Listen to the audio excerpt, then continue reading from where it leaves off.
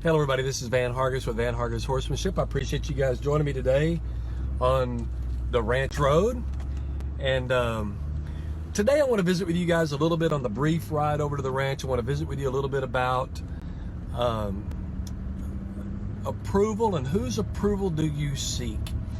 I get this a lot whenever I'm riding a horse for someone, and they oftentimes want to try to impress me, you know, since I'm their coach or I'm their trainer, or you know, I'm the one that's giving their lessons.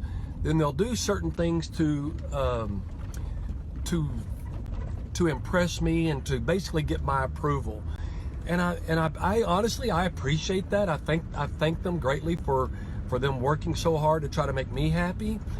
But they have to realize, though, that it doesn't matter to me. I mean, I want to see them do well, and I appreciate the fact that they're seeking my approval, but my approval is not their measuring stick. That's not the most important thing.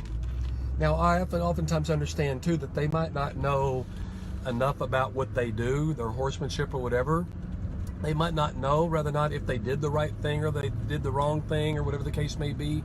So they're looking for me to find out whether or not they did the right thing. But see, that's not the same as approval. Approval to me is when you kind of get that big stamp and you said, wow, okay, that was very well done. Like it says in the Bible, when you know, well done, my good and faithful son. That is approval, isn't it? That's like the ultimate approval. So whenever we're saying that, in other words, we're saying, you know, we want someone's approval, we're not going to hear those types of words, but rather not those words come from you. That's what matters the most. So whenever you put out a certain effort, only you know whether or not that effort was sincere, that effort was full and complete.